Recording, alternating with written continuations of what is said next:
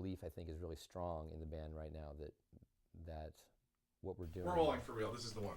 Is very You universal feel it. and can have kind of a lasting impact. Hi, I'm Jason Wells Without a translator. from MarchFourth Marching Band, trumpet player. To bring joy to people. That's John Averill. Hi, John. Enjoy the process. Hi, Jason. I play the bass. We're here to do the commentary for this fabulous film, directed by Mr. Kevin Vollmer, who's sitting right here between us.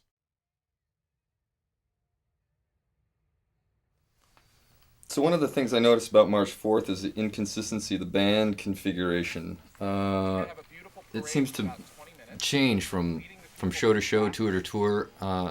Is there anything you'd say about this particular group of musicians and dancers? It's an awfully big group, I noticed.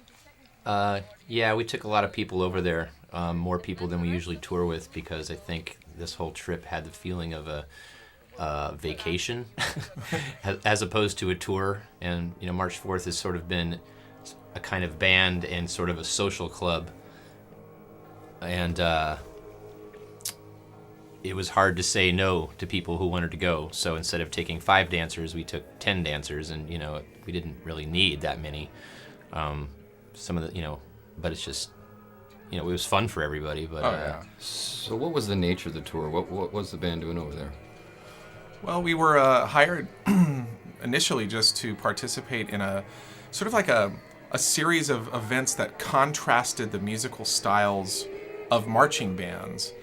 And we did this in 3 different cities. And actually what you're looking at here is, what was the name of this place, John?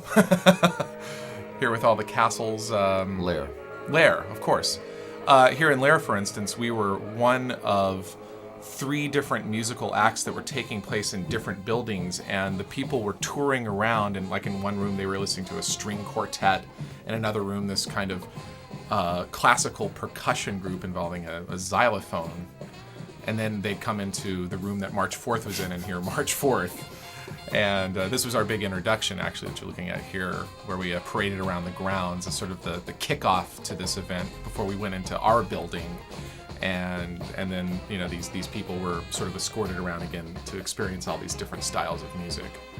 And this was true in all the other cities we played in. We were contrasted with the Red Stars marching band, which you'll see later on in Hannoversch, Muenden, and in Peine with 2 separate fife orchestras, sort of the marching band style of that region, much more traditional. You don't typically dance, but tonight we danced. this one had a moat. And castles. Lots of castles. A moat around the castle. Yeah. I mean, I don't know where else you'd put a moat. I think by definition a moat does have to have a castle. You can't just have a moat. Yeah, but I dug the moat, and the castle was cool too. Right. I think at that point it's a pond or a river. Greatest bus driver in the world, this gentleman. He spoiled us. We thought all the bus drivers were going to be this cool for the rest of the tour, but They weren't. He let us drink his beer and Smoke up in the front. He was witty on the microphone. Maybe a little too liberal with letting other people use the microphone. hey, we had a good time though. Yeah. I don't know anything about that bathtub scene. I was off being serious somewhere at that time. Yeah, me so. too. But I always get the sense that a lot of people in this band have a lot more fun than I do when we're out on the road.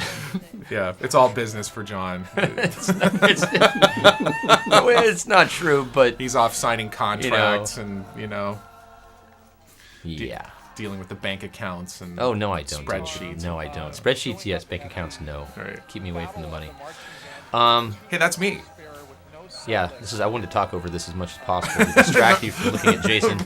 Oh, I look Stillwalker. great. Damn, I'm back to skinnier. Jason. I'm just getting fatter every year, I swear. You look It's just good, the man. way- You look good. All right, thanks. All right, so next question. I think we're moving our way down to a street performance, Yeah. not far from where we're staying in Hamburg. Yeah. And it seemed like we played a lot of outdoor shows on this particular tour. I'm roadieing for the drummer there. Oh, What sorry. what are some of the challenges you guys have when you're playing outside versus playing in the club? Well, I'll just jump right in and say, for me, it's hard to hear the other side and sometimes when the trumpets are far to the left, I literally can't hear the saxophones at all. And it's almost like a lip reader with binoculars in some spy movie. I just watch their fingers to see where we are in a song. But March 4th was as much an outdoor, free-form performance type of band before it became a stage band. Is that a fair statement? I think that is a fair statement. It actually began as a parade. So this really is the roots of the group. And on this particular day, we really just barreled into Hamburg, and we're actually late for our first performance. We had only 10 minutes between getting off the bus and getting to this area where the Battle of the Marching Bands was taking place. And we were lucky that it didn't rain. Yeah. But I think, the biggest challenge is being able to hear. For me, I like to hear the saxophones, and the saxophones pretty much disappear in the live setting, and that's why you don't find saxophones in marching bands. Right. They're usually brass. It's trumpets, Exactly. trombones, etc. See, that's what it should be right there. You're looking at it. Well, the cameras seem to be doing a good job of capturing the audio, and all of the music that you hear in the film was captured on the camera. Yeah. So right here you'll see, in addressing that, the bullhorn is frequently used. There's Faith holding it in front of Robin as a method for amplifying the saxophones, and it works actually rather well for the soloist. And obviously your camera was right there. This is a great mix. The audio was really good. Single. Were you guys doing the megaphone thing before we went over there? We were, in fact. We brought a bullhorn into the band years ago, which was just used to talk to crowds in parade situations, and then more and more it got used by the sax section in this way. A dancer will typically kind of be on point to make sure. Now, notice the guy dancing there in the middle. He's actually the best dancer in the dance section, right there. No, he's just the guy who's talking right now. But I gotta say, nice package in that last shot. Thank you. I learned it from Robert Plant.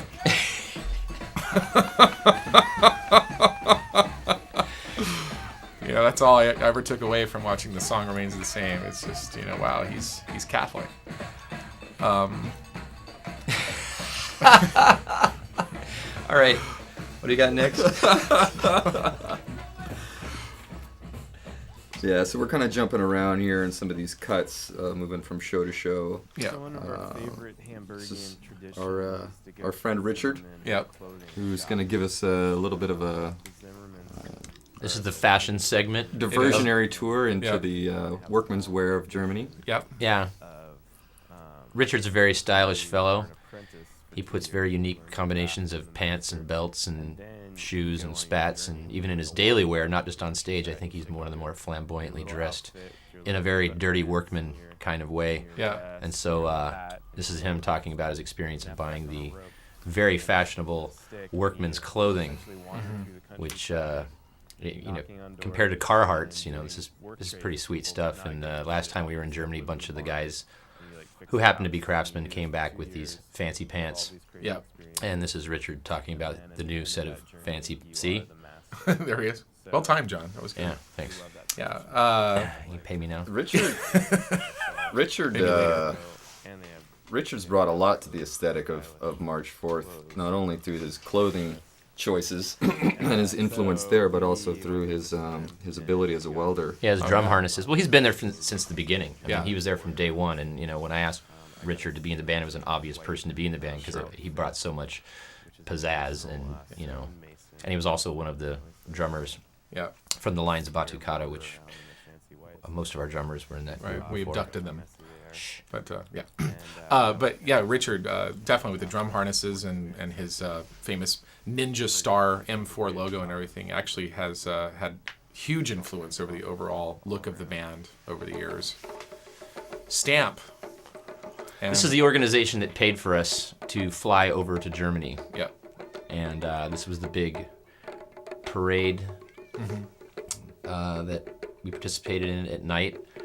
And This happened the night of the burn at Burning Man? yeah, It was. oddly enough.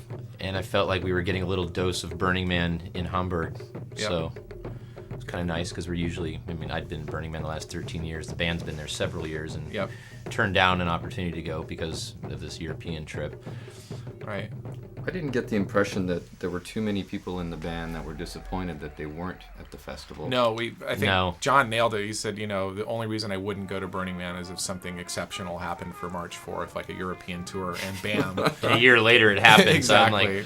So I'm like, I didn't miss it. A year goes by fairly quickly, and Yeah. I always love this scene just because we spent a lot of time standing around drinking beer, our bladders filling, and everyone having to pee and getting a lot of misinformation from various people. Too many cooks in the kitchen, and we never knew when we were supposed to enter the parade, who we were supposed to be behind, and whatnot. And finally we did. Finally somebody said the one syllable we need to hear, "Go now." Wait, that's 2 syllables. And here we are, parading in the streets, and oddly enough, the only group without glow sticks or lighting of any kind. You'd think we'd learn from Burning Man, but we weren't prepared. We didn't realize this was going to be a festive nighttime light parade. There might have been some lighters. Yeah, we were underlit. We were the most underlit band, and I don't know if we got a trophy for that. I doubt it. But it does kind of play into our aesthetic. I mean, I think we represented it. That was a long parade. That That went on for a couple hours. And I remember there was this threat that we were going to have to do the loop again. I remember when we finally reached just the first end, and thankfully they said no more. And I'm like, oh, thank God. I think. And then now we're at the Reeperbahn at night, going through the red light district. Hamburg, of course. Hamburg.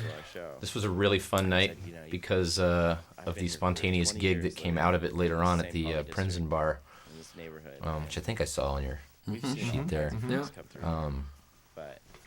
And you pronounced it very well, I might add.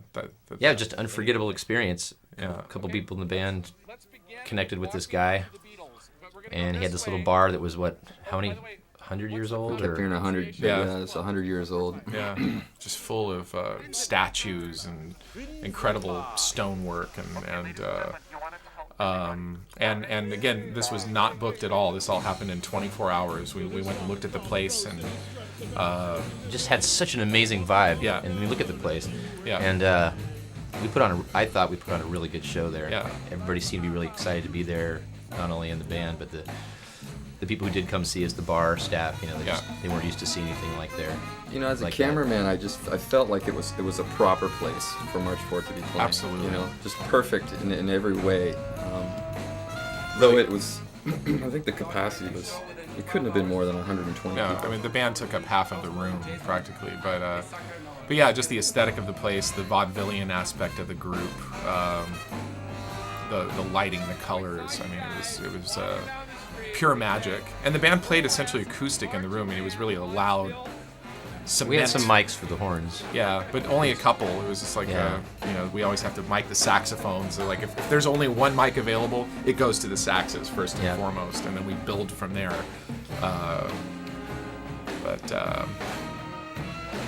Watching this again, I feel like a really lucky person to have had this experience in my lifetime. I mean, this is just so precious and. Go play the Zimba, and we're gonna blow our eardrums out, but it's gonna be awesome. Don't mean to pause. Love Ashley. Yeah. She was our bass drummer. Like you were talking about, like which band? Like there's Luke Solman there on trumpet. Ashley, our trombone player, Jenny Johnson. Like none of these people play with the group currently. This was a very tight group for its time, for sure. This was kind of the sum total of course, everything Leading before. up to it, yeah. And Well, I got to say about Ashley, she was filling in for Aspen because he got injured and couldn't go on this tour.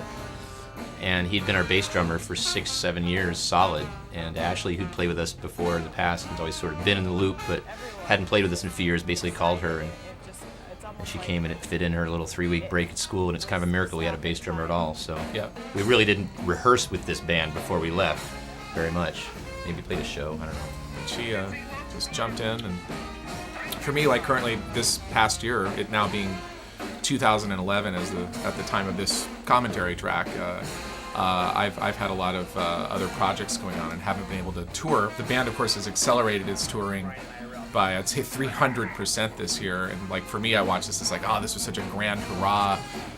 Back when I was still like in the band 100%, it makes me miss it painfully to watch this. I can't wait to get back on board, and I miss these experiences very much.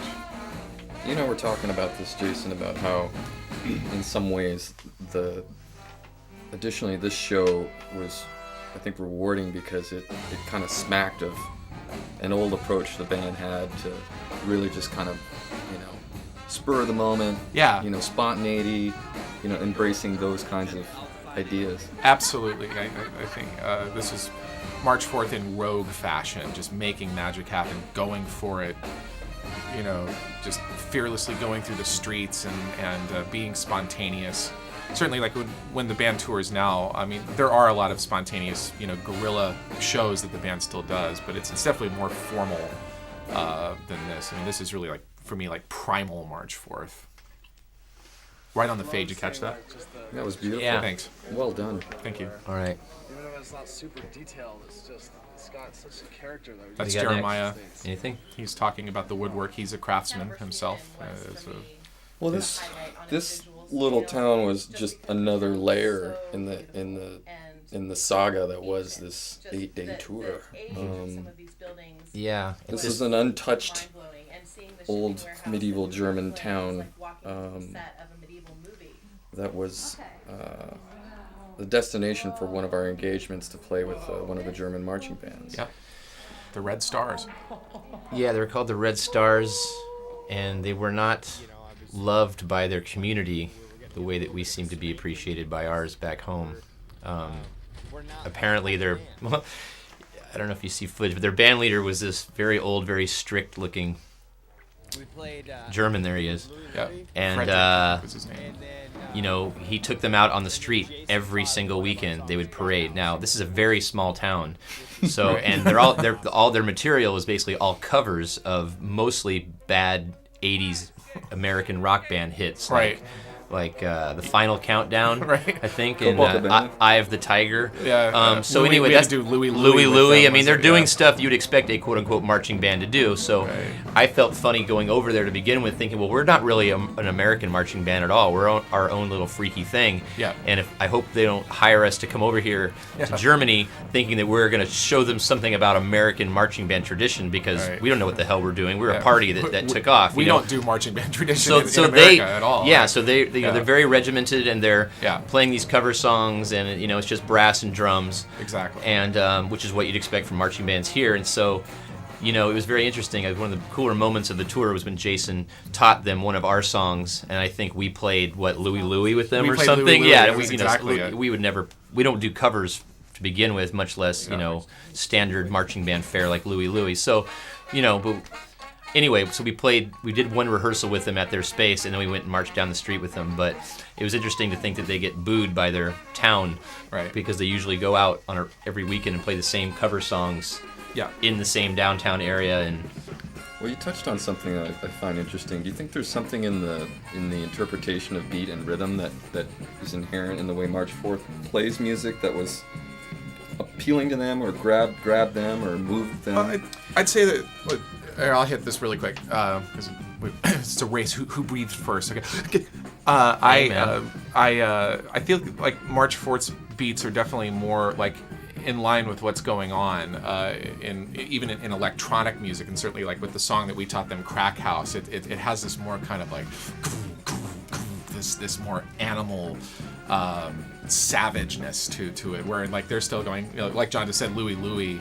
So I think we brought something a lot more edgy and vibrant, and I feel like they were surprised, like, wow, this is possible. It was like this whole other dimension to marching band that I don't think that their group ever imagined, and so they, it was a beautiful exchange. Beautiful exchange. Mm-hmm. Yeah. And and this was on another trip where we were going to play with the fife and drum band you were talking about earlier. This is the greatest contrast of all, I think, what you're about to see.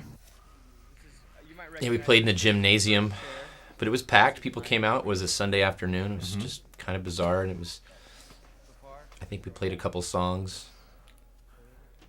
I remember shooting a lot of video that day and laughing. There's a lot of laughter in general, I find. This was a particularly funny day. What's going on here? Well, everybody's kind of preparing for. We had to do a performance of classical pieces with their fife orchestra, so we had to have a rehearsal with sheet music, which I instantly can't read. Don't tell anyone. Ear musician. So yeah, that last scene was a couple of our horn players talking about the fact that they couldn't read music, and they just. So I enjoyed watching them fake it, and we were making faces at each other and so forth throughout the entire day. And, air playing secretly. You know? And I got to say, Jason Wells, I do miss you in many ways, but being able to be the point man and take on crap like this, basically is amazing, because Jason became our, sort of point man for a number of these occasions where he had to speak in front of, a delegation of conservative citizens of, this small town, represent all the freaks and be charming and eloquent and try to pronounce. Yeah, he had a hard time with the pronunciation, but, drank the ceremonial beer at the end of the thank you dinner. And you're the guy to give the speech and get up there, and, I'd rather disappear. Right. I just really wish I'd worn a different shirt. That's the thing that just kills me every time I watch this. It hurts. What shirt are you wearing? That white shirt with the black stripes. I mean, I'm such a dork. But it's all right, man. Yeah, I'm wearing a scarf. That's true. There was the mayor of Peine, and of course, before the performance in the auditorium, we had to do this huge parade, and this is my favorite shot of this whole film. I mean, just again to contrast. Turning around, you see what's going on behind them. Right. We hear they're all marching in step, and we are definitely the WTF factor. Yeah. Well, if you look at the comparison, it's like we're bringing a lot of kind of a New Orleans vibe. Yeah. A lot looser. Which, this is probably a scene that has probably never, in their imagination, ever thought would ever happen. It was really interesting to be a part of that. Yeah. Yeah, people don't expect the freaks to come parading down the street, especially in these small towns. Here's the shot of all shots. That's their band, and we're in the middle there. We're a little freak sandwich in the middle between one of these bands is between not like the green, the other. Yeah, between the green band and the blue band. The black band. The rainbow band. The Rainbro band. Rainbro. The thing is they were all so delighted with it. Oh yeah, that shirt is kind of it's not bad. Yeah. Yeah. It's somewhere between the shirt and all the sausage I'd been eating. I had them in the palm of my hand with each word. Yeah. They were applauding my pronunciations. It was kind of funny. There's my signature trumpet line right there in the background. Cornet line, I might add. But yeah, here we were performing at the town center after this introduction from the mayor and the other groups. They played the final countdown on their fifes, which I think they did as like a gift to us, thinking we'd recognize. Oh, here, shh. You saw that they really enjoyed it. There's been an ongoing conversation in the band about this kind of stoicism that we observed with the German audiences, but I feel like it's tradition for them to listen. It's true. They really do listen, and I remember our first trip to Germany back in '06. Someone said to us, because we were kind of wondering, like, we go out there and play our hearts out, and people wouldn't exactly dance in these large congregations, and they'd say to us, "We've never seen so many German people smiling." Yeah. And that for them was a radical expression, just to be smiling so much. Yeah, I think Stefan makes a comment here in just a second here that he was unprompted, but he definitely gave the message that was exciting to hear for us. Yeah. It was not the case. This tour, they got up and danced. I mean, unexpectedly, in almost every gig we played, they were out of their seats. And now we dance. Yeah. Getting really good cutting here, Kevin, all this stuff. Thanks, man. You're kind of seeing like little cuts to like we had a beer social with the other bands. Boy, they all drink. That's one thing I love about the Germans. Smoke. drink and smoke. They drink beer, and it's good beer, and it starts early. Yep. They put it down and You then know, perform. You know, It starts early, and you feel okay. You Yeah. feel like this is what I'm supposed to be doing right Yeah, now. Whereas sometimes exactly. in the States, I feel like a loser drinking beer at 2 p.m. on my front porch. You know, Exactly, over there, yeah. it's like, it's tradition. yeah, you feel good about your beer drinking over there. Yeah. Can I go back? Really enjoy what they are doing. They bring the joy to the people here. Yeah, Joy we to do. the people. Indeed. And I think that in the end, like, we were certainly, you know, not cut from the same stone, but, you know, the spirit speaks louder, and you know, it was really that in the end. It was a spiritual experience. Yeah, I think that's a great theme, you know. Yeah. I really appreciate that for sure. Yeah. It just makes you wonder what like the possibilities are for bands and musicians in a place like Germany, for example. Like, Yeah. you wonder, because it's happened in the States where, you know, we've played somewhere and we come back to the city like a year later, and it turns out they've formed their own little, you know, marching band of sorts. Right, You know, right. inspired by what they saw, you know, when we saw us, and we were inspired by bands before we existed. So you just wonder Yeah. about Germany, you know, like. I wonder with some of these, like, you know, we played for probably 100 musicians Yeah. in these little fife and drum things, and they're about to take the beer, almost all the beer. Shut up. But You try it. I have the mug. the problem is you probably had too many before, and there wasn't any room. I know. I just ate this huge meal. But you just wonder, like, the 100 musicians we played for, maybe like the really cool outsider, weird.